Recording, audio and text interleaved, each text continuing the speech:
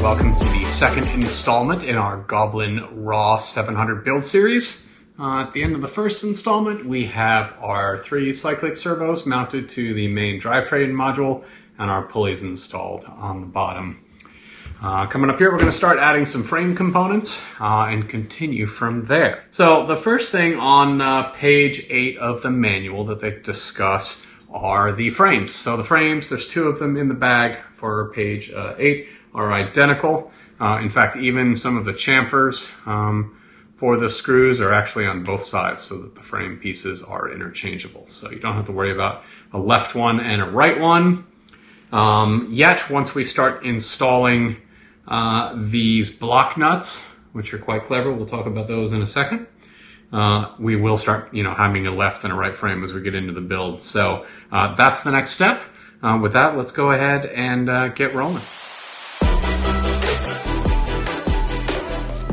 All right, so the next step involves installing the block nuts into our frame sides.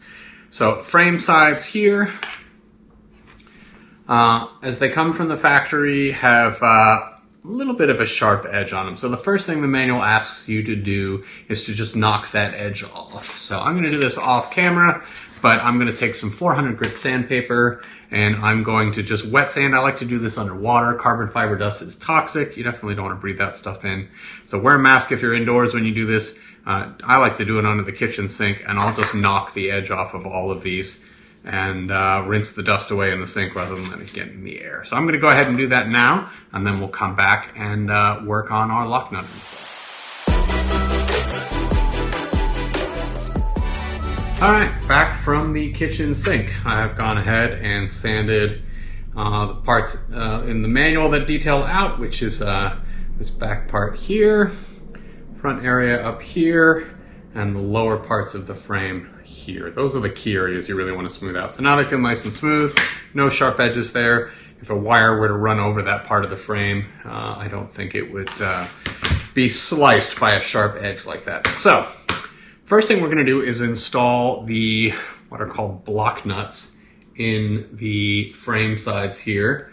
The 2 frames are currently identical. Once we install these block nuts in, we're going to create a left and a right. So what is a block nut? It is simply this very slick little aluminum piece that will install into the frame in such a way that we can capture a nylon lock nut inside the frame, so I can install a bolt from this side without having to hold this nut somehow from the other side. So this block nut will actually capture a nut onto the frame and held in place by these little tiny screws. Be sure that you clean those screws. This is the nastiness that comes off of those. So I'm not going to show you me cleaning every single bolt, but I will remind you from time to time to go ahead and do that. So time to create a left and a right. We're going to start with the left frame assembly here, and we're going to put 3 of these block nuts in it. And the manual shows you the direction where they'll go. First one's going to go down here on the bottom. And the connection here is metal to metal, so we will use a little bit of Loctite on those. So we'll get our screw. Just need a little bit here. And then, whoops. Little tiny screws here. Easy to drop here. And then this will go through the frame. There's a little chamfered spot. And if you hold the block nut in place, what you get is the block nut is now captured here in the frame. So there it is on that side. And there it is on the back side there. So let's go ahead and do the rest. There's 2 more locations on both frames, and we'll come back once we get that done. All right, so as you can see here, we've now created a left and a right side of the frame using the same locations for each of these. Only thing to note here, these little screws will round over really well, so don't use a lot of force. As long as you got Loctite in there, you don't have to go crazy tightening these. They're really just there to take the twist out of these block nuts. And with that, we're going to go ahead and pull our main drive assembly in. and orient it like they have theirs in the manual. And we're going to move on to the next step, which is attaching these frames to our main drivetrain assembly. We'll take a bolt and a finishing washer, and our block nuts are going to face to the inside. And I like to put the finishing washers on before I add Loctite, just so I hopefully don't get any Loctite on them. Keep them looking nice and shiny. Doesn't serve any purpose other than cosmetic, but the raw is kind of fun in that you can see through it.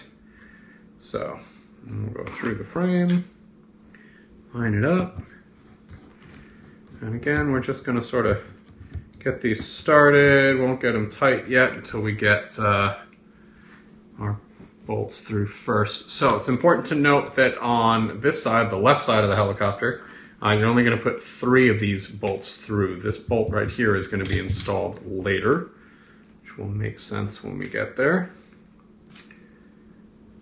So we'll get these 3 bolts in on this side, and then I'll do the other side off camera here and show you the finished product in just a second.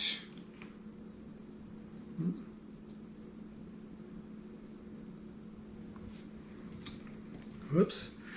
See, this is what happens when you build late at night after work. Your brain stops working and you almost forget the finishing washer.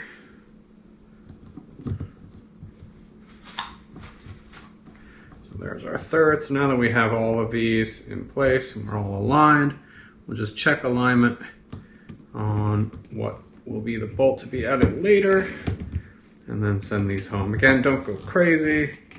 Nice and snug. All right, with that, I'm going to flip it over. Do the same thing on the other side with the other frame. Again, block nuts going to the inside, only this time we're going to do all 4 of these. 1, 2, 3, 4. All right, and we'll come back after that. All right, with that, we've got our frame assemblies secured to the drivetrain, and we're going to put this aside for a few steps here and move on to the main rotor head of the helicopter.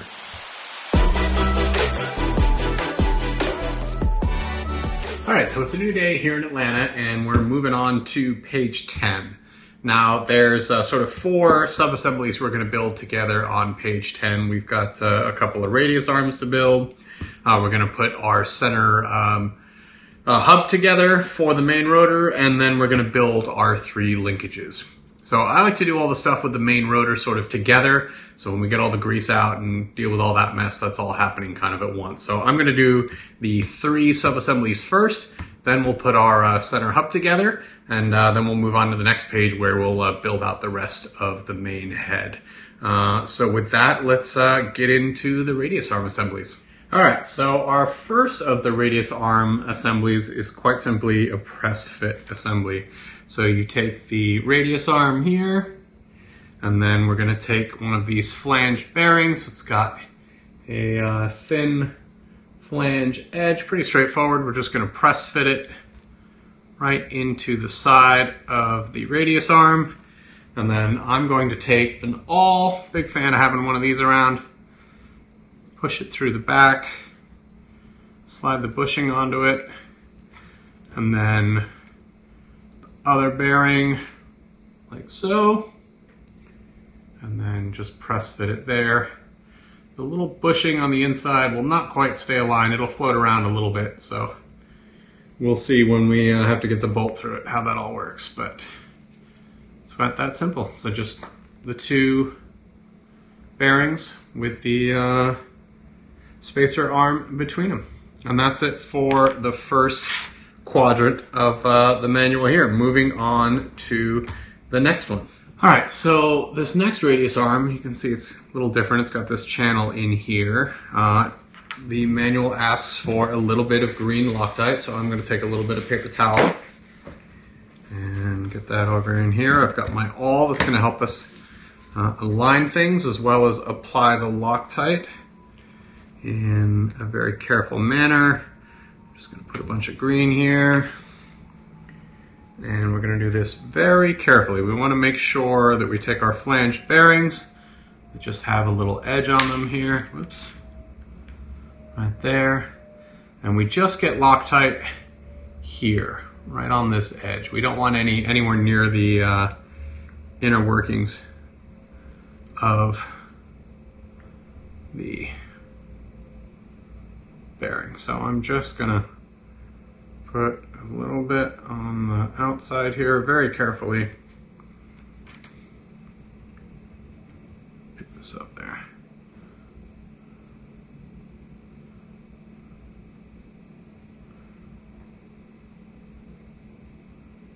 And then press fit it in. I'm gonna make sure if I got any of my fingers, I wipe that off. Check the bearing, everything looks good. I don't see any residue in there. I'm gonna just drop my spacer in the open end, and then I'll get my other half of the bearing prepped with our green Loctite.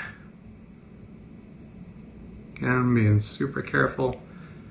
That's a little much, so I'm just gonna take the tip of the awl and move it around. I don't want that much built up there.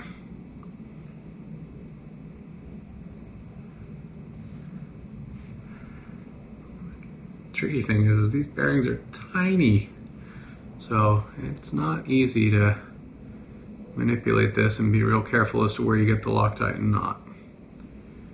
So I've got it around most of the bearing here. We're going to wipe off the excess here on the awl, and then what I'm going to do is take my awl, go through the spacer and the bearing, and then I'm going to drop and press fit this guy in, and then I'm going to take my paper towel and really just get any extra anything off of there, and then I'm just going to set that aside with our other two arms. All right, I'm just going to rinse and repeat this for the other one. All right, next up is the dreaded linkage rod. Why are they dreaded? Because sometimes this is just no fun spinning these things on here. But SAB has included this handy dandy linkage tool, which should make this task much easier. It's got a nice little molded end here that will fit right on the ball link and help us tighten it. That in conjunction with my favorite awl through this little hole in the linkage rod right here to help hold it should make this a pretty simple task. But famous last words, we also have our digital caliper, which I'll go ahead and zero out right there so that we can get these exactly the right length. According to the manual, it says 75 to 76 millimeters. Important thing is really that they are as close to identical as possible. We'll end up tweaking both of these, of course, once we are setting our zero pitch on the helicopter, but we're gonna go, you told me 75 to 76, I'm aiming for 75.5, right between those two values. Right there, 75.50 on the money. So that's the distance we're aiming for as we build these linkages. So we've already got one on here. We're gonna go ahead and start getting these threaded on. I like to kind of get them started first. And we'll get these, so with the tool here, just go ahead and spin these on. And then I'm gonna get them both sort of started. Leave a few threads exposed and then kind of see how close that gets us. I'm gonna get on there. So as you can see, this is not killing my fingers. The awl helps hold it steady, but you could use probably your 1.5 millimeter hex driver would fit in there and a number of things. So we're gonna do just a quick test fit so I just get a feel for. So quite a ways to go. So I'm guessing we're probably going to hide all of the threads here as we tighten these on. So we'll do that. Hide those threads. Let's hide these. There we go. Now we went too far, so that's good. We're going to want these so that if you look at the picture in the bottom corner of the manual there, so the short end will have the SAB logo on the ball link facing up. And then our other end will have, basically just need to be opposite. So still too short there, so we're going to work on the long end a bit. Let's loosen that up. So through the magic of editing now, you can see that we've worked this back and forth until it fits pretty darn precisely in there. So now, get my fingers out of the way, you can see it just fits between those teeth. In fact, it's a little snug. So now we just have to go ahead and build the other one. So I'll go ahead and get that done. We'll get this guy built the same way, make sure they end up identical there, and continue on to the main hub. Time to get into the main rotor head hub assembly. Now, what we're going to use here are a series of dampeners. There are 3 per side, and then there is a Delrin damper as well. It feels like sort of a hard plastic type material that'll go in last. So what we're going to do is get some clear synthetic grease. I use the Triflow brand. Again, this is one of those things in the hobby where if you ask 10 different people, you'll probably get 8 different greases they think are the best for this. But a clear synthetic grease is really ideal here. So I'll get it on my fingers, and then I'm going to rub it on each of the dampeners, and then we will take the feathering shaft, hold that on one side, and I'll just sort of slide them on one at a time.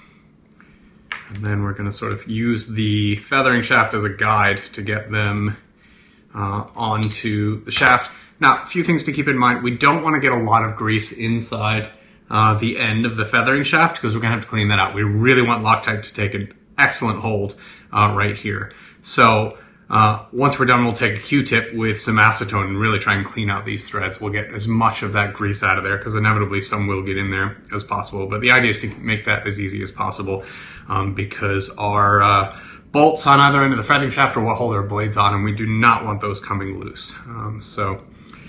Do take great care not to get a pile of grease in here. So with that, let's go ahead and get started here. There is a little bit of oil on the feathering shaft from the factory. It certainly doesn't hurt you that it's on there, but it's nice to just wipe a little bit of it off. It just kind of gets everywhere. All right, so I'm going to put that there. Do want to make sure your workbench is clean. You don't want a bunch of dirt and grime sticking to the feathering shaft. Once you get grease on here, everything will stick to it. So I'll just get some grease on my fingers, and I'm just going to sort of start rubbing these around. Getting them well coated in grease. And I've got a plastic baggie down here that I'm just sort of putting them on as well. And I keep a paper towel handy. I'm constantly wiping my hands off, but we're going to want to get a little bit of grease inside the hub as well. So take your finger inside and really push some of that grease around in there. Get it well coated on the inside. And then once that's good, we can go ahead and take our feathering shaft, slide it in there. And I'm going to take each of these rubber O-rings, slide them down.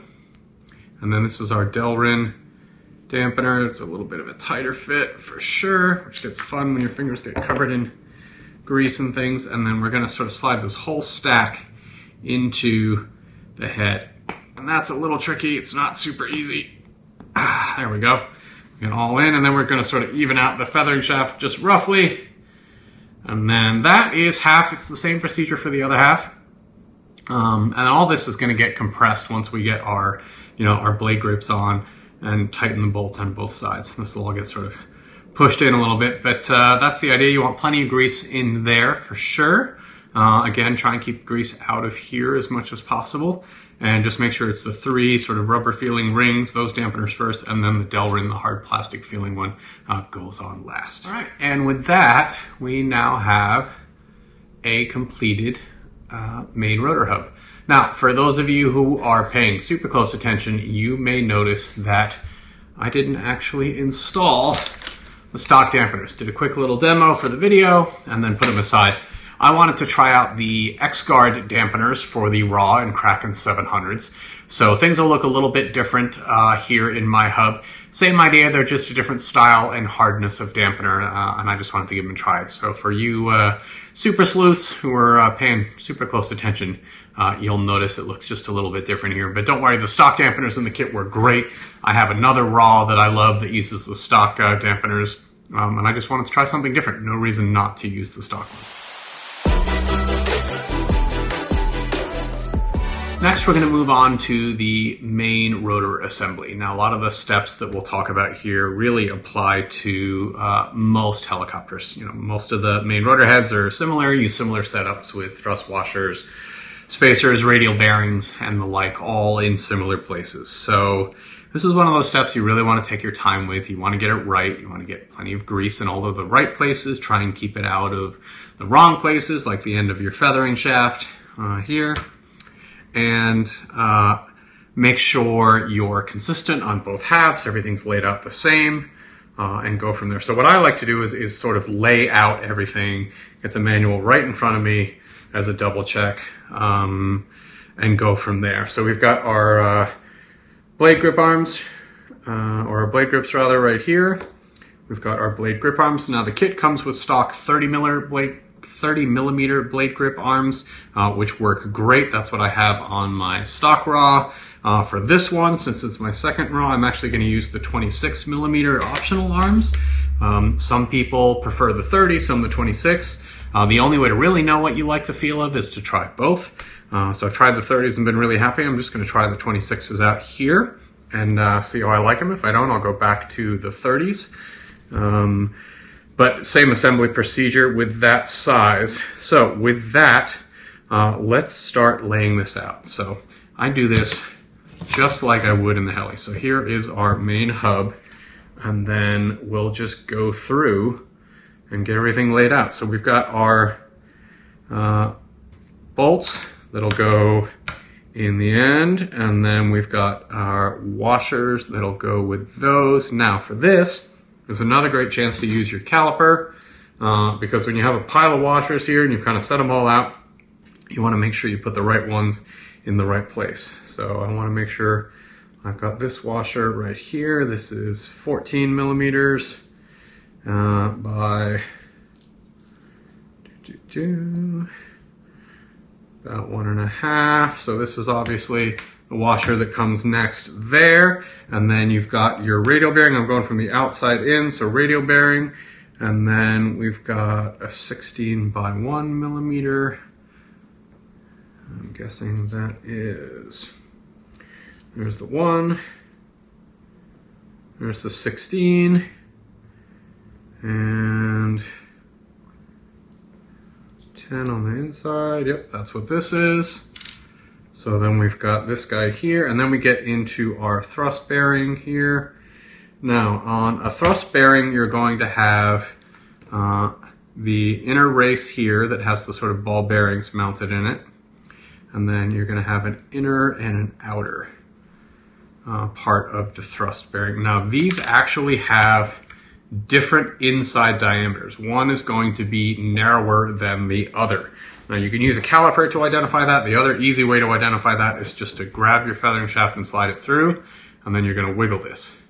How much wiggle did it have? That one doesn't have a lot of wiggle, just a little bit. Let's take the other one and wiggle it.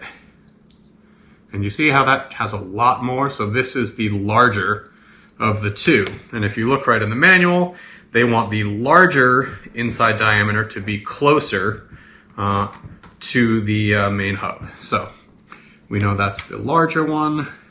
We know this is the smaller one. And then we've got our thrust bearing. So now, the thrust bearing sort of has a cup side that's got a channel here, and then a side where the bearings just sort of stick through the top. Now there may be some more technical terms for that, but that's what I'm going to use. The most important thing is that you match it on both sides to be in the same direction. A lot of people argue one way or the other as to why it should be one way or the other. I generally run the cup side towards the hub. So I'm going to lay it up like that, so I'll stand it up and it'll be that direction. I've got our larger inside diameter there, and our blade grip, which will be next, already has the radial bearing installed in it. So our order here, and I like to again do a huge double check here. We've got our bolt, which I've already gone ahead and cleaned. Make sure you do a good job of that. Washer, radial bearing, additional washer. Oh, you see, this is why we do this. There we go. I just had those slid out of order. So let's go back to the top again. We got bolt, washer, radial bearing, washer, thrust bearing, outer, inner, outer, other side, and then we've got our blade grip and the radial bearing. And then there is also an additional washer called for just before you get to the main hub. That's a 10 by 16 by 1, which is probably one of these again, but let's just check that. 10 by 16 by 1. That's by 1, and inner is 10. So that is our washer that will go there. So that's the order. They're going to be completely symmetrical, so I usually will lay out the other side as well and just mirror it. So I'm going to have a washer, and then our blade grip, and then our thrust washer set. Again, I'm going to check which one's the larger. It's this guy. So it'll go larger, thrust bearing, other half of the thrust bearing, washer, radial, different washer, bolt. So, looks like this just fits in the frame. A little off center here, sorry. But get it all laid out, get it all ready to go, and then you can start getting some grease on your fingers and start stacking it all up. But before we do that, we're going to want to install our blade grip arms, which are these two bolts here. And these just simply mount straight through into your blade grip. You gotta get. Alright, so we've got all our bolts clean now. We've got everything laid out and ready to go. So let's go ahead and put our blade grip arms together. So the first thing I want to do is a little bit of red Loctite in the linkage balls that'll go into the end. This is the kind of thing where these guys come when you order them, replacement ones, so if they get damaged in the crap, they come with these balls. So there's no reason not to permanently, or mostly permanently, get these guys attached. So we'll just roll that in a little bit of red. Take some of it off with our fingertip. Back in a little. Press that into the threads, and then screw it in. And you can stay in there forever. Okay, there's one. Let's take our second one. Try not to get any red Loctite on the ball itself, obviously.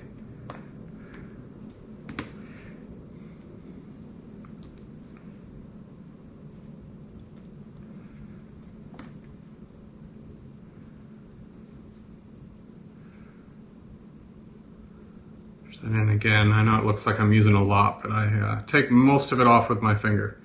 So it's really just on those threads. Get this guy attached, get that nice and tight, and then we'll take our paper towel and just clean off any excess that kind of squeezed out after we tightened it all down. All right, so we've got our blade grip arms ready to go. Now I'm going to switch to blue Loctite and get those installed next. So we'll grab another one of our 12,000 extra bags as a surface here. Get a little blue Loctite going. And let's install our blade grip arms.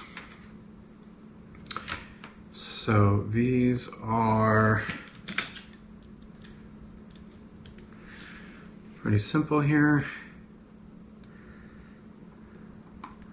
Get a little bit of blue. Again, I'm going to push it into the threads.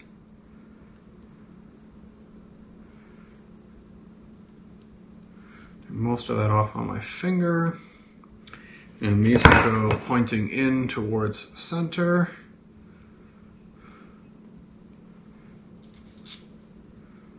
Get it lined up there. And then once it's straight, you can sort of self-center as you tighten it down. Make sure you get those nice and snug. You definitely do not want any slop in there for obvious reasons. And then we'll take our other one.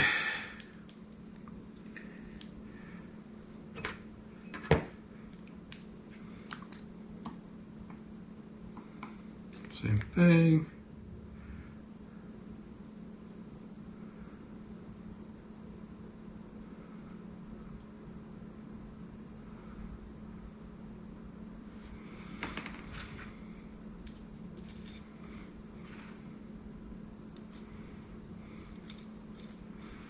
Get it started. And then we'll get that tightened down.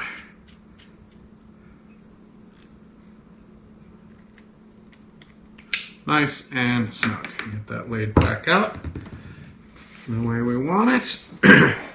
And with that, we are ready to start assembling our main rotor head. So, next step from here. Now, if you're using the stock dampeners, you'll go ahead and take these two washers and slide them both on. With the X-Guard dampeners, you actually skip these washers here. So do be sure and use them if you're using the stock dampeners. For this, I like to take a large driver and sort of stack up all of our bearings in order, and then we're going to slide them into the head here. So we're going to take our grease, get that going, and I like to sort of push on it with one hand, and then we're going to start filling our thrust bearings up. So we're going to push grease into all of this cup side of the thrust bearing.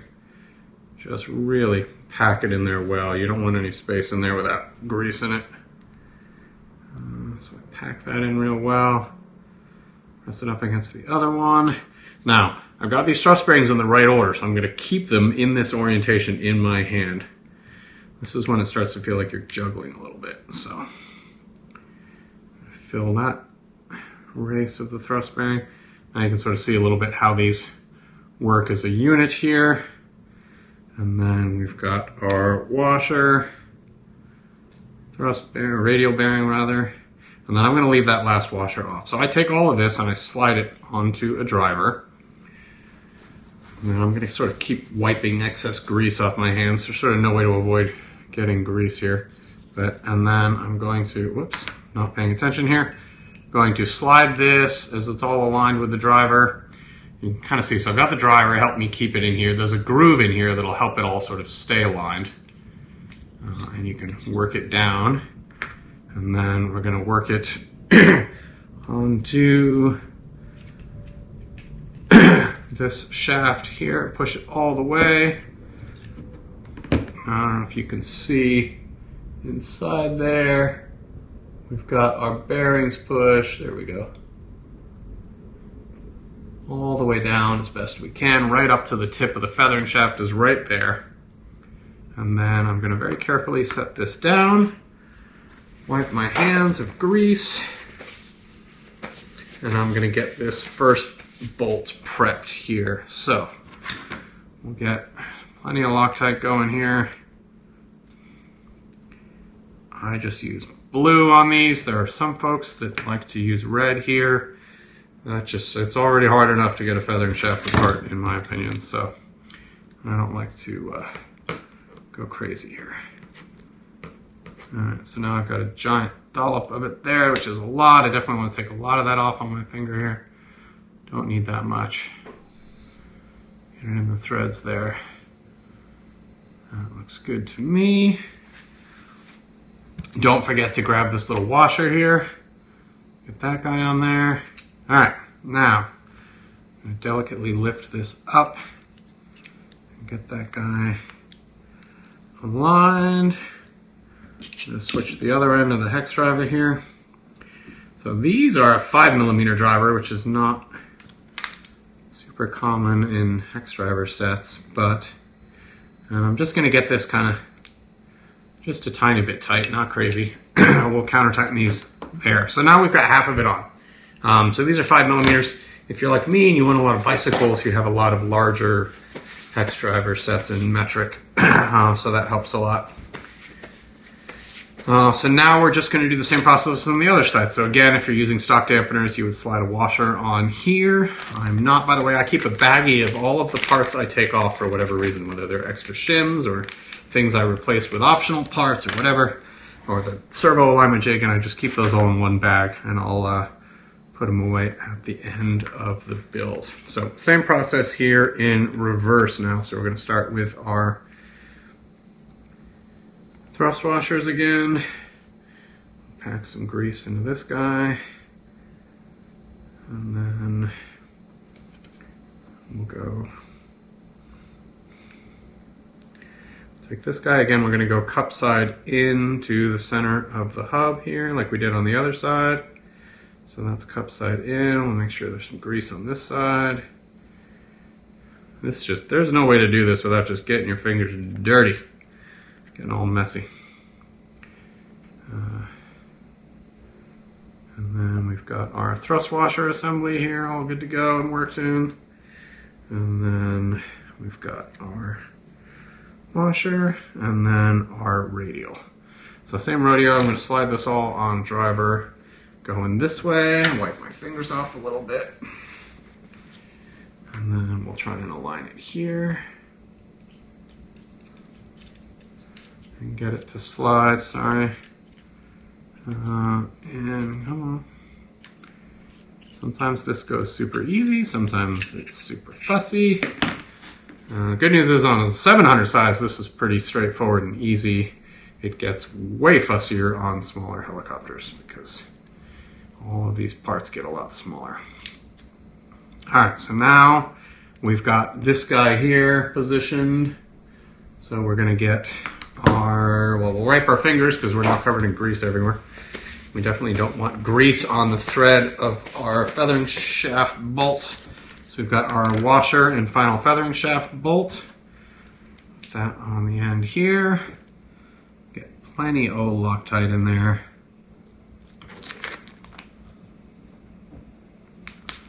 Again, I'm going to work that into the threads with my fingertip.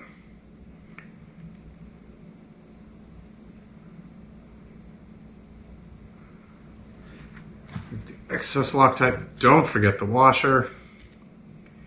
But don't worry, you will know if you've forgotten the washer, because once we get this tightened down, you will quickly realize if you're missing one, because there'll be a lot of slop in it, and we'll talk about that in just a second once I get this going. Alright, so we haven't tightened anything down yet, but you get to this point, you kind of breathe a sigh of relief because you got everything stacked up correctly. You might want to just take a second and wipe just a little bit of the grease off of the head. We'll come back again and do it a little better. It's just nice to grip it a little bit because that grease gets everywhere. Take another moment, make sure your blade grip arms are on opposite sides. Some helis you can kind of get them jammed up on the wrong side. Make sure you did everything correctly. We got logos facing up everywhere. That looks good. All right, let's go ahead and really sock down our blade grips. So you need 2 hex drivers of the same size, and you're going to counter tighten against each other. So as one driver goes one way and the other will go the other way. And this is just going to smush the whole head together. So you're compressing everything towards the center here. Don't be afraid to use some muscle here. Don't go crazy, but you definitely want to make sure you're not giving anything up. Now, here's what you check next. This movement should feel smooth, right? It shouldn't feel like steppy or chunky or choppy. These will sort of even out. I think I can tighten these a little more. This one side feels a little loose. The thing too is once you spool this up, the feathering shaft will sort of center in here and it'll feel a little better. That's starting to feel better. Yeah.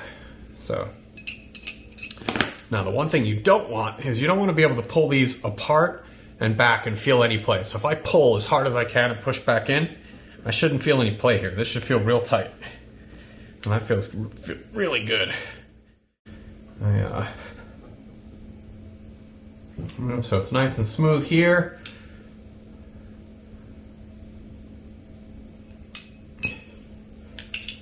Movement feels good. You can pull them out. When you pull away from each other, they should both move freely. And feels good. All right. And with that, we have just to add our radial arms to this, and then we're good to go. All right, so last step here is to attach our radius arms to our main rotor head assembly here. So first we have to attach the two radius arms together, the uniball radius arm into the main radius arm. So looks like we've got a logo on the outside and logo on the outside. And this skinnier of the two screws, the 2.5 millimeter, is going to go through there and then into this radius arm. Now this is another one of those places where the part has a logo on the side you want facing out, so that helps you. So what I'm going to do is I'm going to put the screw through the bearings first, because what I don't want is Loctite to get anywhere except where I want it. And then I'm just going to sort of work it into this blob of Loctite here, and then I'll use a fingertip to kind of move it around, push it into the threads, and then this way I will not get it where I don't want it. And then this is going to go through here into the radius arm. So a lot of threads in there. We'll tighten that down. Don't go crazy, just snug it. Make sure that this moves freely, and it does. Okay, so now we've built our follower arm assembly. We're going to take our larger bolt here and slide it through the bearings. And then I'm going to roll that in some Loctite. And then work it into the bolt, being careful not to get it too close to the bearings. We don't want it gumming up the works. And then we're going to take an impossibly small washer. If you can even pick it up, kind of put it on your finger and slide it on there, and this will allow the bearing to do its job once you tighten the screw. And then this is going to go to the bottom hole here. So this guy will be folding down with logos out. It'll be logo out on the follower, or the radius arm, I should say. And tighten that down. And you want to make sure you got free movement here as you snug this down. That washer should protect that movement. Don't go crazy though. And that's got plenty of free movement. And then we're going to flip this over and do the same thing on the other side. So we'll get our two arms, get our skinny bolt, go through the follower arm. I always have to, I'm kind of a visual thinker, so sometimes it helps me if I put things in place and then I can think it through and it's obvious, right? So now I know this goes through there. I got logos on the outside everywhere. And this is gonna go like so, opposite the other one. So now I can get a little Loctite on this guy.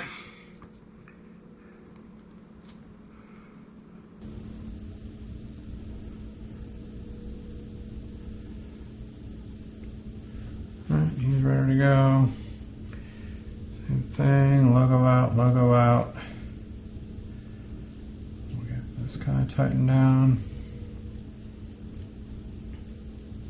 And again, it's pretty cool that, I mean, obviously they want logos on the outside to brand things, but pretty dang handy that it also helps you orient parts.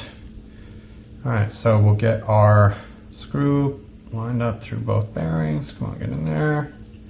Great. I'm going to get it Loctited first. Get my driver in there first. Alright, spin it in the Loctite. Push that around with my finger. I want a little more there. And the more pressure you put on the finger, the more Loctite you'll take back off. The less pressure you put on there, the more you'll leave on. So again, pick up that tiny washer, just kind of push your finger against it, get it on there.